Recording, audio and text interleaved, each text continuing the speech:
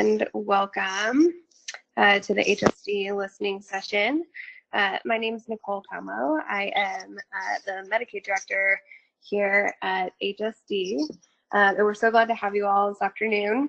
I'm going to run through some introductions quickly, and then we'll go through some ground rules and then dig into the presentation. So first, I want to introduce all the individuals who will be speaking this afternoon.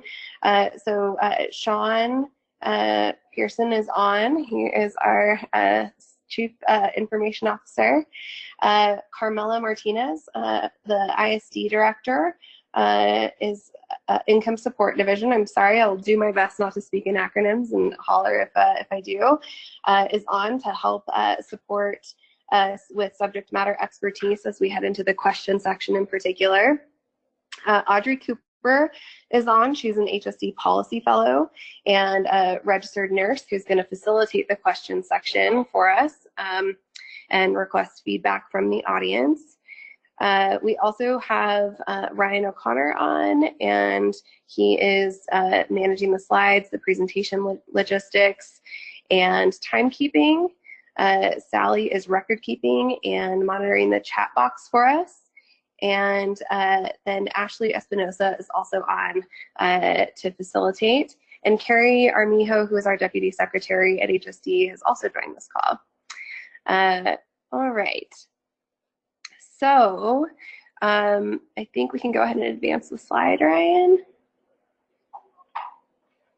And we will go through kind of the ground rules first and then run through this agenda. So this session is being recorded and will be posted on YouTube at a later date, so we can make it available in closed captioning format. In order to keep the session manageable, everyone but the presenter will be muted. Comments may be submitted in the chat box throughout the presentation, and we will be opening up the session to hear feedback from the audience, at which point we will unmute you to have folks offer input.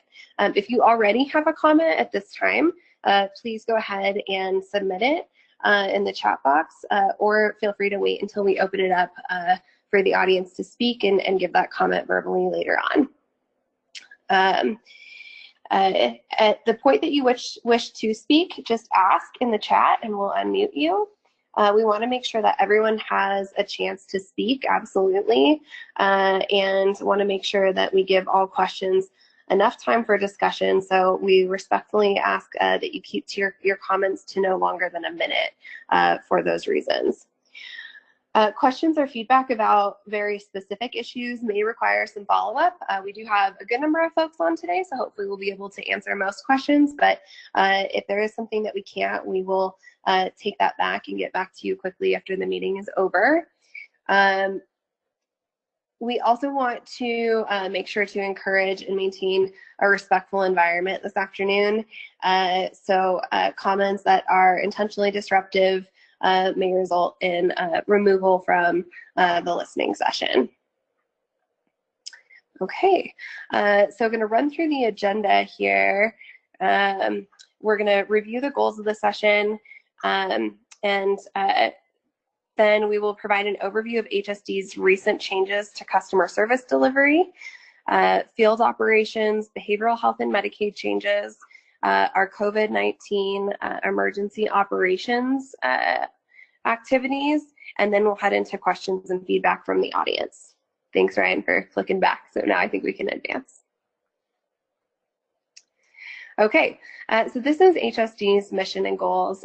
This is something that is critically important to the department. Our mission is to transform lives. Working with our partners, we design and deliver innovative, high quality, and human services that improve the security and promote independence for New Mexicans and their communities. I have two little ones, guys, and we are all working from home, so apologize for any background noise if you hear some there. That is our mission, and it is, like I said, critically important to the department. We had new leadership come on board with the new administration in 2019, and this is something that we all worked on collectively and really asked for feedback from staff across the agency to make sure that we had really buy-in collectively from everyone at HSD. So the mission statement and the goals reflect the priorities for the department, and they also guide our work not only in the past year, but in the years going forward. They were developed through an interactive process. A survey went out requesting feedback about the mission and goals, and we just did a follow-up on this to ask for an update now that we've been all working together for about a year. And it was confirmed in that survey that folks felt like these were the right goals for us as a department and wanted us to keep working on those going forward. So I covered the mission, and now I'll go through the goals fairly quickly, but our goals, first and foremost, are to help New Mexicans, and this listening session certainly came out of that goal. We want to improve the value and range of services that we provide to ensure that every qualified New Mexican receives timely and accurate benefits. And we want to hear from you all about that. So that leads right into the next goal. We want to communicate effectively. So we want to be transparent in everything that we're doing and make sure that we're communicating that out to the public and ensuring that we enhance that public trust. Our third goal is to make sure that we make access easier. We want to successfully implement technology strategies to give customers and staff the best and most convenient access to services and information as possible, and that couldn't be more true than now. We've made huge strides in working to make things remote in an effort to keep everyone safe, and Sean's going to go into that more in the second half of the presentation. And then fourth, we support each other. So this goal is really to ensure that we promote an environment of mutual respect, trust, and open communication to grow and reach our professional goals. Okay, next slide, please.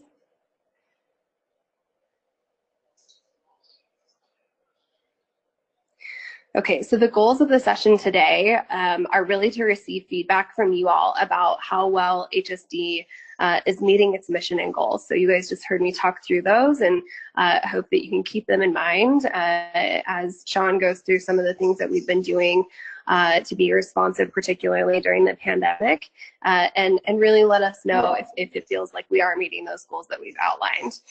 We want to hear from customers about what we can do to improve our business processes. We want to learn what we can do to make it easier for customers to access the services that we offer. And we want to listen to input about how we can improve. Finally, we want to find out the best ways to communicate with you all. So this is a new strategy that we're trying. Would love to hear if you like it or not, and then certainly open to other suggestions about how we can communicate better as well. Okay, next slide, please. So Audrey's going to cover the questions, but these are kind of the things that we'll be asking you all. So keep them in mind as Sean's talking, and hopefully have some good questions for us as we get to that section. So we want to know what's going well at HSD. If you could change one thing at HSD, what would it be? What innovations do you suggest for improving our work here at HSD? So anything from have a mobile app to continue the drive-up services that you have at the field offices now. Innovations can kind of span a broad spectrum and don't have to be only IT related. How can HSD make it easier for our customers to access services? And then finally, how can HSD improve its communication with you? Okay, next slide, please.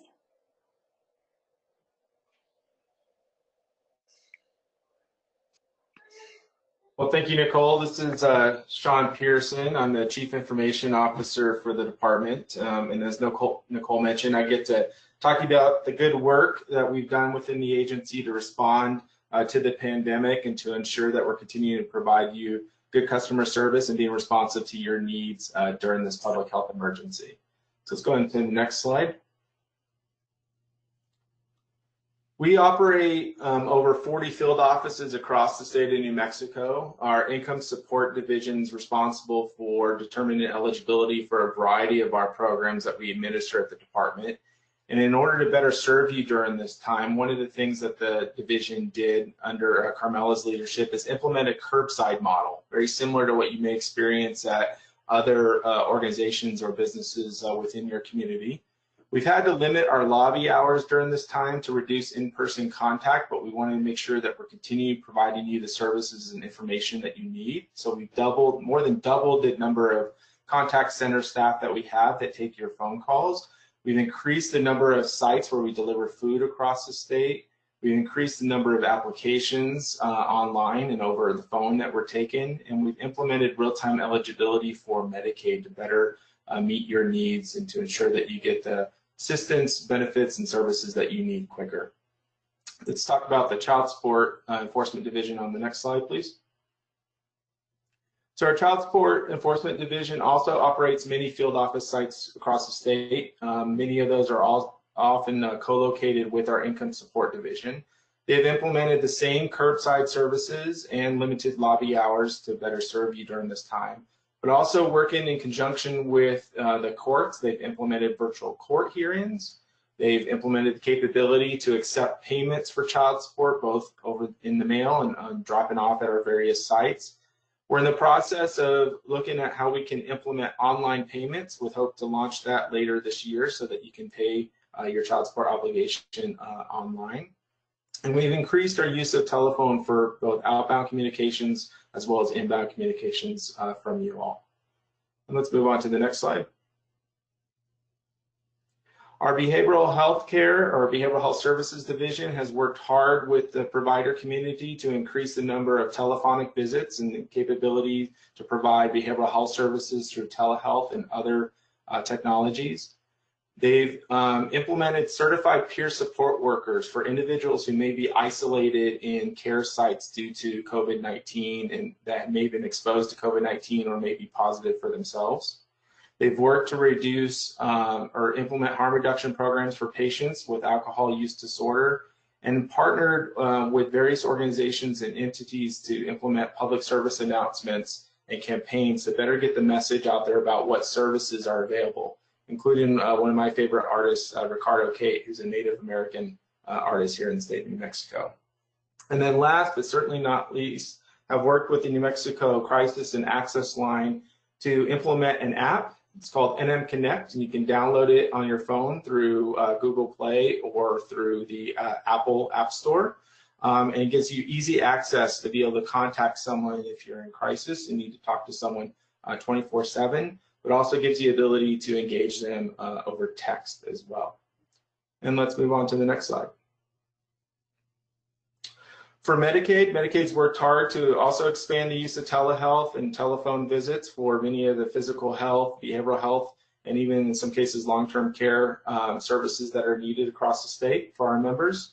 They've simplified and extended eligibility for over 850,000 Medicaid members that we have in the state and provided flexibility for the provider community when it comes to billing, as far as when they bill, how they bill, and some of the requirements attached to that.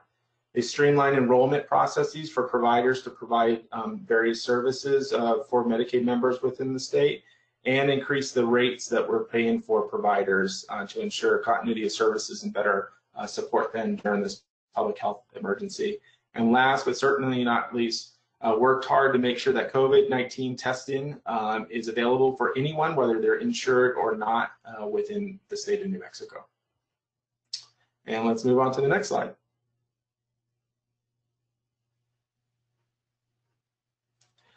The department works very closely with many of our sister agencies when it comes to emergency operations within the state, and that holds true during this public health emergency with COVID-19.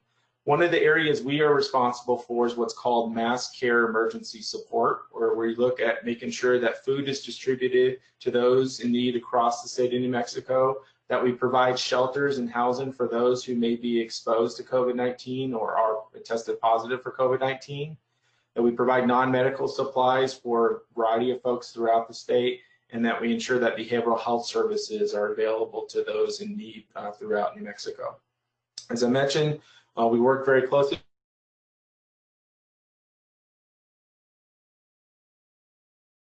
An example of that is the private or public-private partnerships that we've been able to leverage to deliver more than 2.1 million pounds of food thus far in the state of New Mexico, across the state, including tribal communities within New Mexico. And so that's just a quick overview of some of the great work that our team has done, but we don't want to rest on our laurels, and we recognize that there's a lot of opportunity for improvement when it comes to either maintaining many of these changes that we made or enhancing and improving upon them. So now I'm going to turn over to Audrey to solicit feedback from you all. Hi, everyone. We're going to begin our listening portion of the presentation. And I'm just going to go over, reiterate some of the ground rules for the listening session. We will limit 1 minute per speaker, provided that there's quite a bit of participation. If there looks like we have enough time to allow more time for each person, then we will. We'll cap each question at about 10 minutes for respondent feedback. And then you can indicate in the chat box if you'd like to say something, and then we can unmute you, or you can also try unmuting yourself and sharing. You're more than welcome to send feedback through chat, either to everyone or anonymously. You can send it to any one of us, and we will read your comment out loud without sharing your name, the group. So without further ado, we can go to the next slide.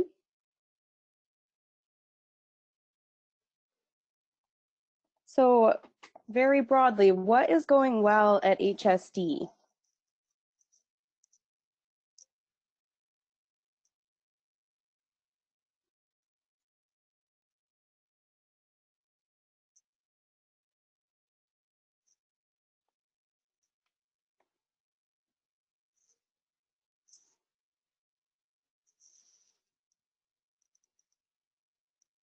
So just to kind of encourage people out there to start typing. This is really, really useful information for myself, but I'm sure for my counterparts on the line as well, because it's really important for us to replicate what has positive results. So what can we continue to do that is worth doing, right? And the persons we have on the line are the best person to provide that feedback to us. So don't be hesitant. We'd love to hear what we should keep doing more of. Thanks, Carmela.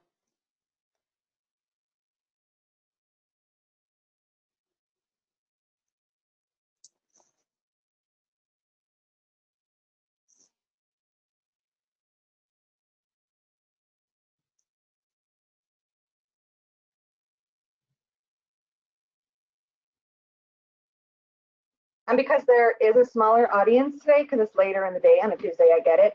I would recommending even just unmuting yourself and maybe just kind of shouting out, and maybe we can just have more of a conversation. It can be cocktails and conversation. We can pretend that we're drinking cocktails.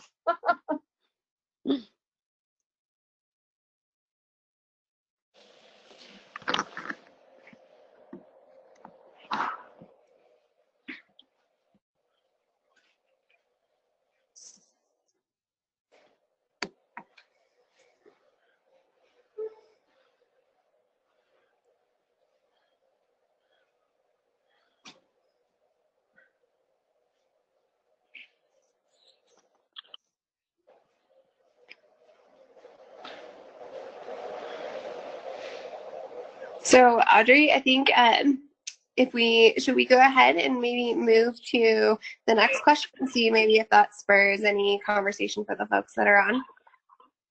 Sure, we can move to the next question. Just remember, for the folks who are on the listening session, if you would like to answer any of the questions moving forward, we'll definitely create time to hear from you. So it's not a lost opportunity to answer any of the questions we've already gone through. So for the next question, if you could change just one thing about HSD, what would it be?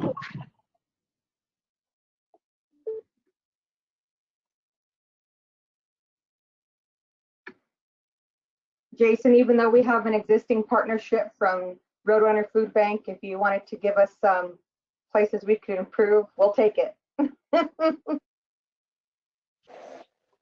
I've been trying to be a silent observer. She called you out. Throwing you under the bus. I tell you what, I got some feedback on, I believe, what will be the next question. As far as the changes, and I have full faith that, you know, everyone at HSD is looking into all options to make it happen. But while the much improved website and the online application and the improvements you have down the pipeline for it, I think are going to help an increasing number of people.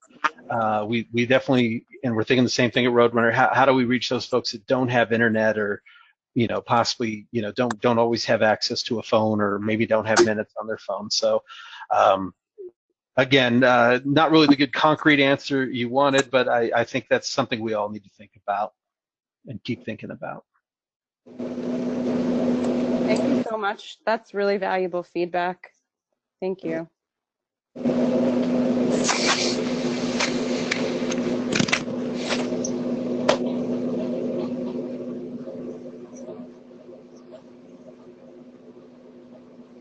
So if you could change just one thing about HSD, what would it be? Anyone would like to answer that question? You're more than welcome.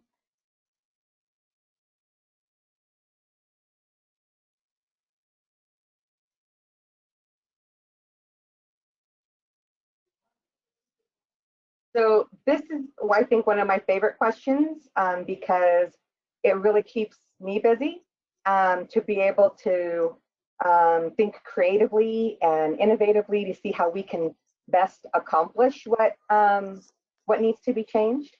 So this question, I think, opportunity. So anything y'all can think of that can keep us busy. We're already really busy, but we'll take more work. So this is an exciting question, I think. So I would love to hear any ideas out there.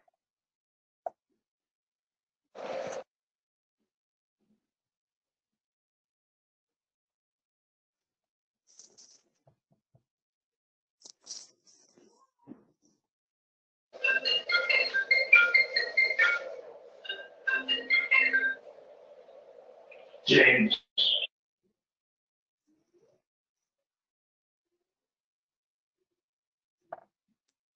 We can spend another minute or so on this question. And if, again, you're more than welcome to type in the chat box, especially, I know this can be a tough format to communicate for some folks, and that's totally fine. You can send a private message if you want.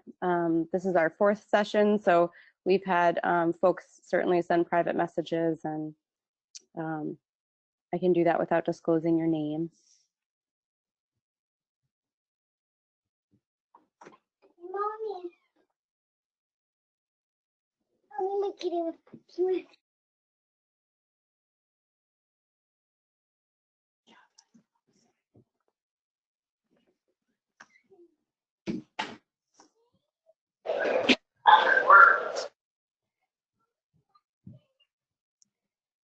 Okay, so I have feedback here. I think really recognizing issues that are communicated during customer service calls. So if you would like to give more information on that in the chat, that would be great. Again, I'll repeat the feedback. I think really recognizing issues that are communicated during customer service calls. Staff at HSD, do you have any follow-up questions or for increased clarification, or do you know what this is in reference to? So I mean, from an ISD perspective, I can indicate that what we've done with COVID is we wanted to make sure that we are able to have safe health and practice measures during COVID. And one of the things that we've done is doubled the amount of staff we have on our call center. So we've basically eliminated call times. We have been carrying less than a 5% abandonment rate in terms of non-responsiveness. So we've really tried to make sure that phone is a great way for us to reach us, and it's a virtual way of reaching us. We can take applications, we can report changes, you can ask questions about eligibility, anything along those lines. There is an escalation process should there ever be a concern that a constituent's needs are not being addressed. There is an escalation process, and you're welcome to use that at any time. We do have quality measures in place where we record some calls, we review them. We do have ongoing training and customer service. But if there's a specific area around customer service or knowledge base about programs or cultural sensitivities that you feel aren't being addressed, it would be nice to know some more specifics around that so we can devote some additional training time there. I will say, and I think Mr. Pearson, our CIO, can speak a little bit more. We're also making sure that we have improved systems for our RVR, which is our something voice response, Sean. So I don't know if you wanted to kind of also elaborate on how we're trying to make some improvements there. Definitely, but before I do, Audrey, was there any more in the chat on that subject or topic? Not yet. Okay. So let me thank you, Carm. Talk a little bit about what we're doing in the department to better serve you. We're implementing what we call a consolidated customer service center, where we're taking the myriad of call center functions that we have today, bringing them all together under one roof to better serve you, because we recognize that over 70% of the people we serve in the state of New Mexico are enrolled in more than one public assistance program. It doesn't make sense to have siloed call centers and siloed numbers for you to be calling when you need to get help or get information. And so part of that, we're implementing new technologies and new capabilities. One of the things that we're going to have there is what we call a plain language IVR. So instead of saying press 1 for this, press 2 for that sort of thing, we'll ask you, how can we help you? And just speak to it, and it'll get you directed to the right person, or be able to respond to you immediately through the technology and the capabilities we have there. Another thing that we're doing is we're going to be capturing customer satisfaction data. So it'll give us better insights into what's working, what's not working related to that operation. Where do we need to focus some of our efforts, like Carm mentioned, whether it may be retool, retrain people, or look at enhancing the technology to provide you access to the information in different ways.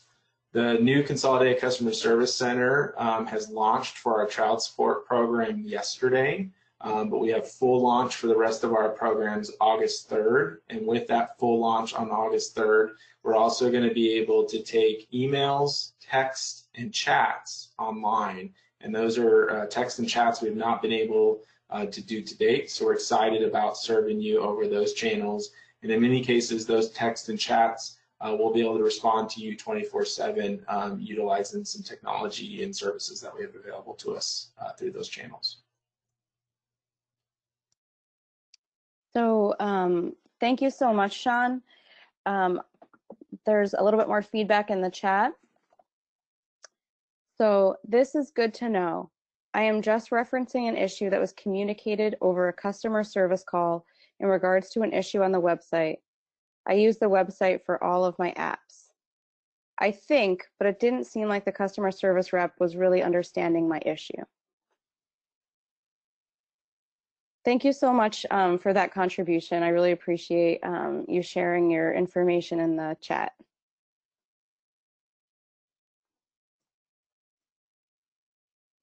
Okay, can we move on to the next question? Does that work for folks? And if you would like to answer the previous question, again, please feel free to chime in. We have a small group today, so that gives you more ability to weigh in. So for the next question, what innovations do you suggest for improving HSD?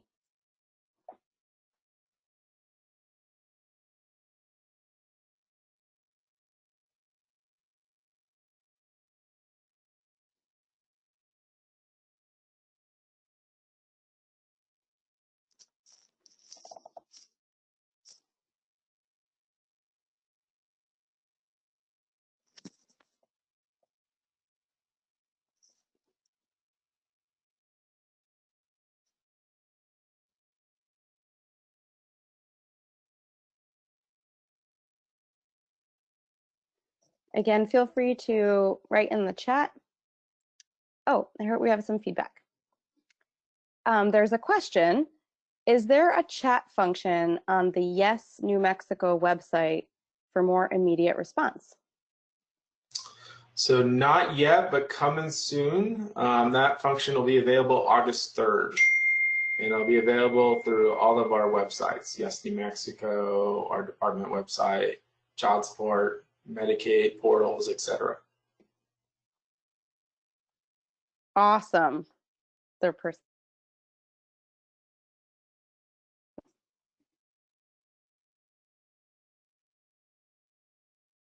So we're still on the question, what innovations do you suggest for improving HSD? And thank you again so much for talking about the chat function for Yes NM.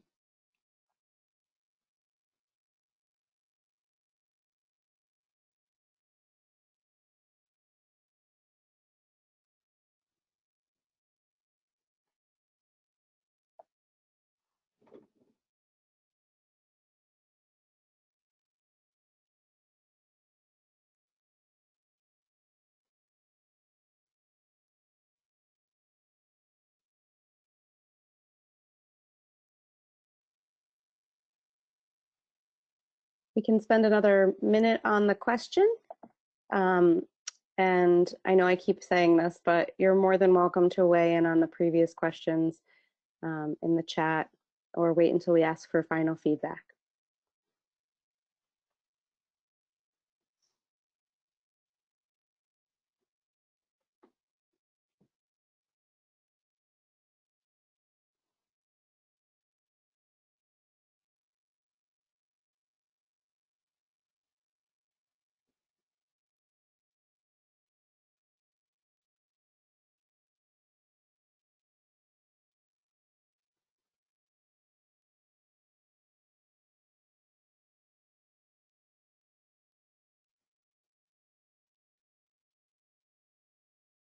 Okay, we can go on to the next slide. Okay, how can HSD make it easier for our customers to access our services?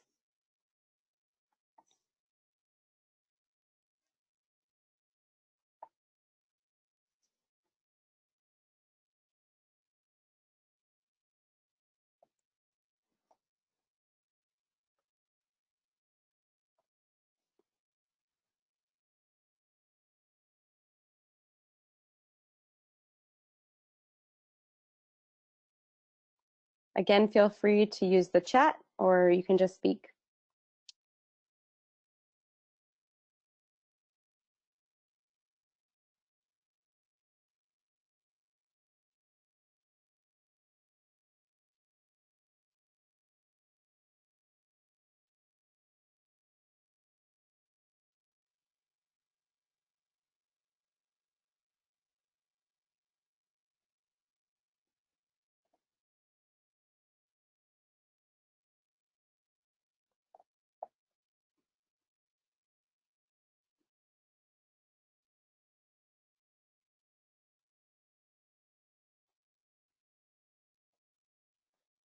All right, we can take another minute or so to think about the question. And please feel free to send a private chat if you would like, or you can type a chat to everybody, or you can speak as well.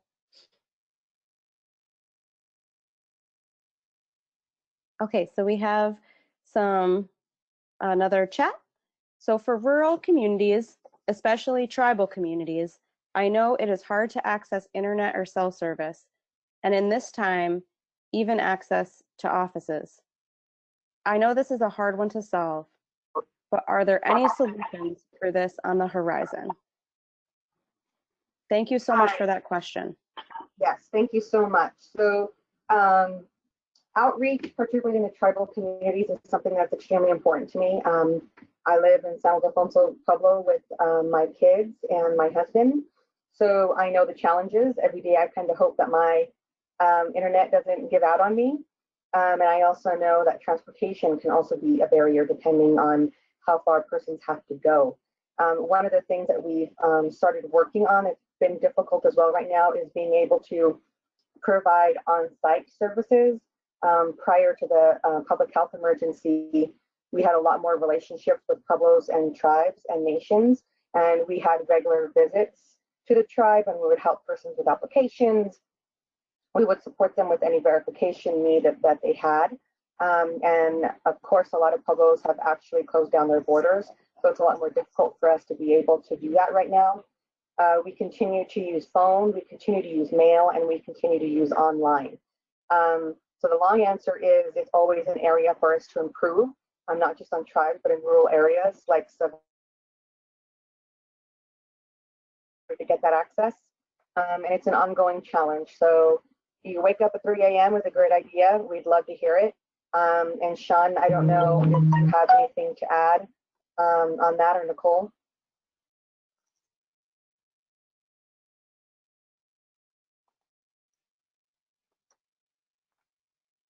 The only thing I would add is I recognize one of the barriers to being able to get connectivity, whether it's telephone or internet, is the cost associated with the devices and with the service. So in addition to just the rural nature and coverage may not be available in some of those locations, there's a federal program called Lifeline that I'll put information about, or website URL, in the chat for those folks who may have difficulty obtaining cellular coverage or internet connectivity due to the cost. And that's another thing that's an option out there for folks. Yeah, thanks, guys. And sorry, I'm juggling kiddos back here. I think the only thing that I would add is that it is incredibly difficult, as you stated in the question.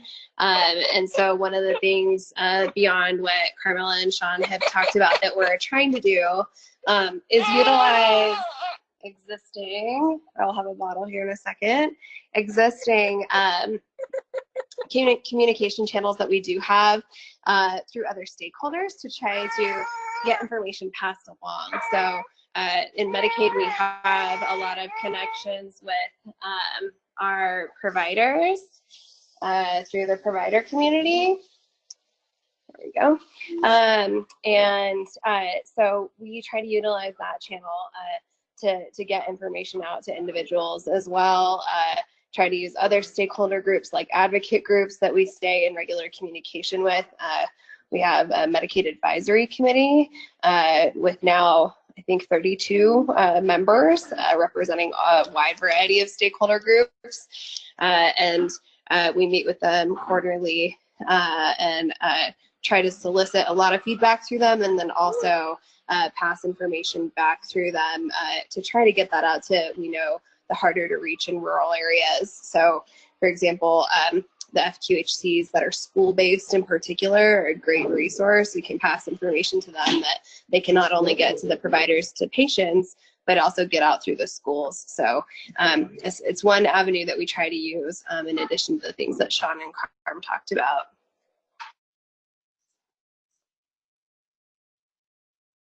Thank you all so much. Sean posted the website to the federal program in the chat, and it's www.lifelinesupport.org. Would anyone else like to contribute to the question or answer the question, how can HSD make it easier for our customers to access our services?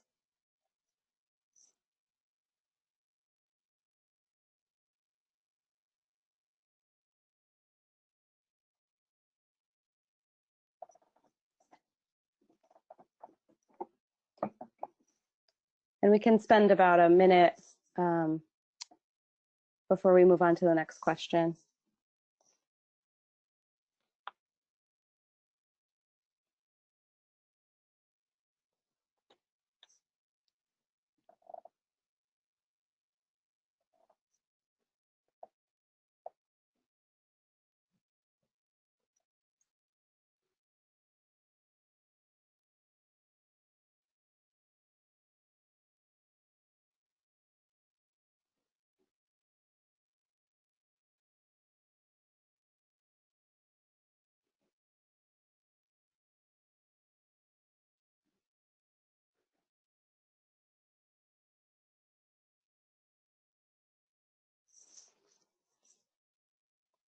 Okay, we can move on to the next question.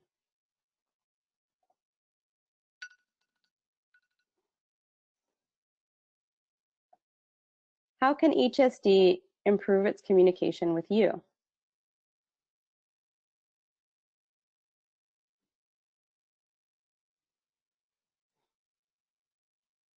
Again, please feel free to chime in or to use the chat function. And you can do private chat or you can chat all. Another really good area for us to replicate what's working well and what we should be more of. So whatever we should be doing more of in terms of communication that works well, it's really good to know what to replicate as well. But if you think there's something missing, a gap, we'd love to hear it. Thanks, Carmela.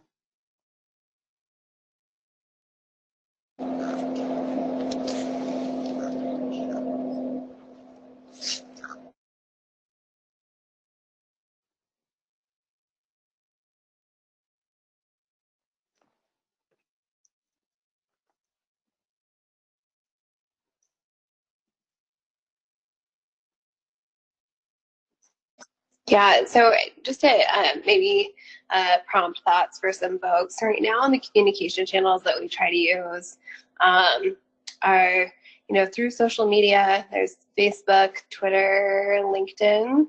I know we've talked about also moving to some of the other platforms like Instagram in the future. We do use some of those stakeholder communities that I mentioned in relation to the last question. We are moving towards looking at some other opportunities for outreach and communication. But like Carmela said, it would be great to know what would really help. I think, communities are so different in the way that they receive information or want to receive information. Getting information in the mail on paper isn't always folks' favorite. Sometimes it just gets, tossed in the stack in the corner of your kitchen. Not saying that happens at our house, but that is the kind of thing that we would love to hear. If radio ads actually still do help in some areas, if online pop-up ads like help folks like one click over to information, any of that kind of feedback is certainly helpful to tell us how to best get information out and continually communicate with folks about the program.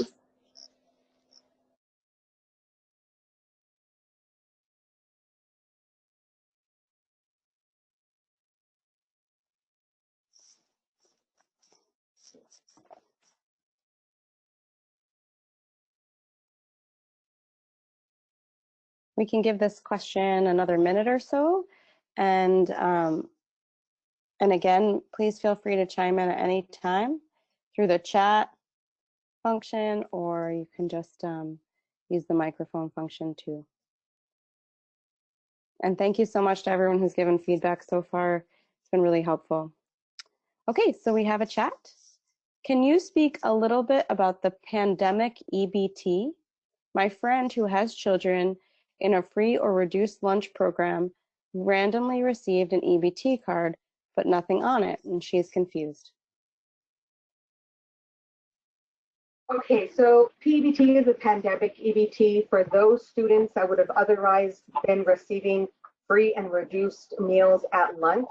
We are actually supplementing that dollar value onto an EBT card. We've done this over several phases. I want to say starting late May, I want to say. I don't have the exact dates in front of me. And we started off with persons already receiving SNAP and cash assistance. So they're already receiving an EBT card, a benefit card. We started with those persons. This is in direct relationship with New Mexico PED. I should have started with that, I apologize. So PED does the eligibility, the districts do the eligibility for free and reduced lunch. That information gets sent to PED and they're the keepers of that data. We use that data to provide benefits to students. It's eligible for every student in the household from March 17th through July 19th. There'll be prorated benefits received. And because EBT cards versus those people that maybe needed EBT cards issued. You may have received your EBT card prior to getting a benefit on it. That is a little unusual. Usually it happens the other way, where the benefits are issued prior to the card. I would recommend that you contact our 1-800 number. Let me get that number for you guys. And we can check the eligibility on our end. So it's very possible that we're waiting for something to be posted or you received a duplicate card. So the best way, since it was a partnership with PED, is to call the 1-800 number and we'll be able to support that query. I don't know if that was at all helpful. Thank you, Carmela.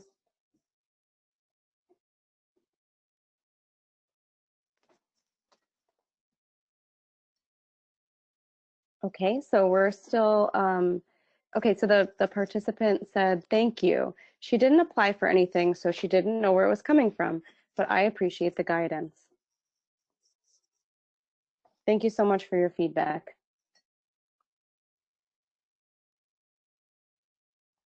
And so Carmela's put the ISD customer service number in. With an extra 0, I put 10 instead of 1-800. My fingers were typing so fast, I apologize. So it's 1-800-283-4465.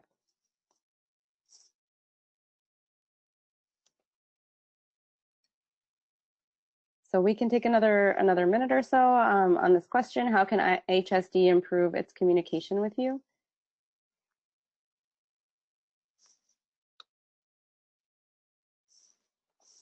And feel free to chime in anytime.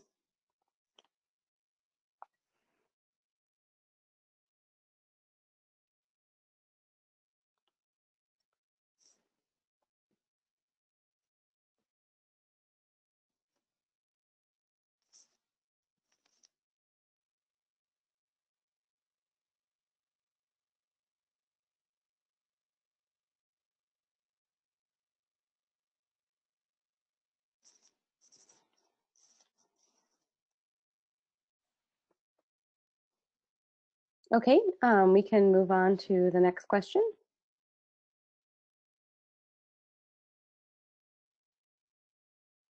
And it's our final question. Do you have any additional feedback for us today? And you're more than welcome to chime in about a previously asked question as well, or any feedback you'd care to share.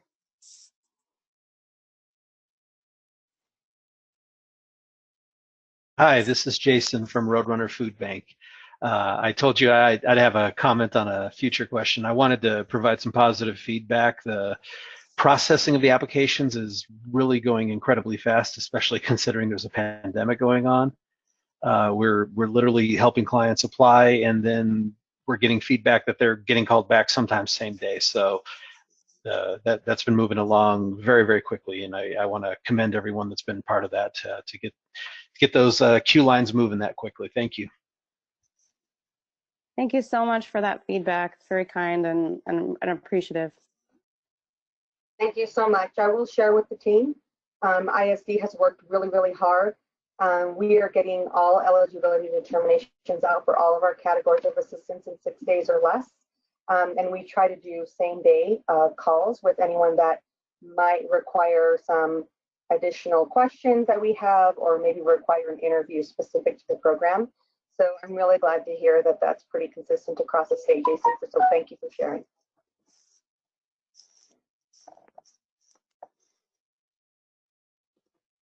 What other additional feedback do folks have?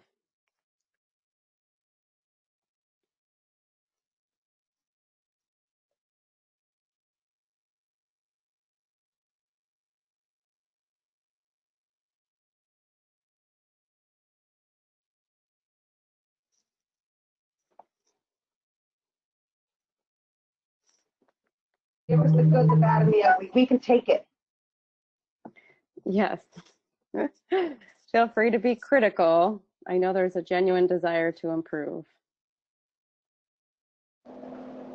Very true.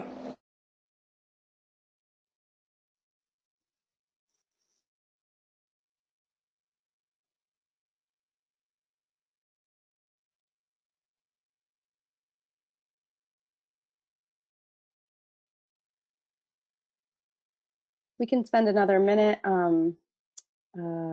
waiting to hear feedback, and then we can move forward. But I just want to take the opportunity to thank everyone who participated. I feel really blessed to have been able to hear everyone's feedback.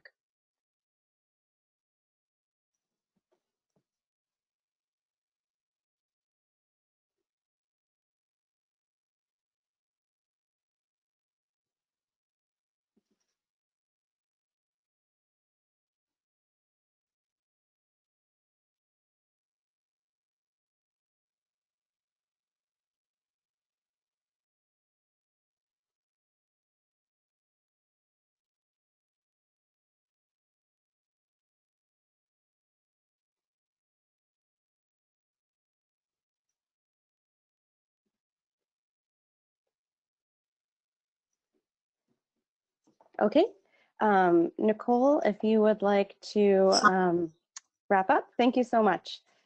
Thanks, Audrey. Okay, Ryan, if we can advance the slides. All right, so additional ways to offer feedback. We are requesting all feedback. Sorry, give me 1 second here, guys. Okay, we are requesting all feedback by Friday, July 10th. But please do take our customer service survey at the SurveyMonkey address listed on the slide. You can also email us your feedback at hsd-public-comment@state.nm.us. All of this is also listed in the presentation materials. Or you can send us your feedback in the mail at Human Services Department, attention HSD Listening Sessions, P.O. Box 2348 in Santa Fe, New Mexico, 87504. We will be analyzing all of the feedback that we receive from the listening sessions, and we will make the information publicly available, including answers to questions that were asked during the sessions. This is the last of our sessions, so you can see those that were conducted previously. And again, we want to thank you all so much for taking time to talk to us today and providing us the feedback that you did. We really appreciate it, and like was previously said, we are always striving to improve, and your feedback and participation is greatly appreciated. And with that, I hope that you all have a good evening and a great holiday weekend. Take care.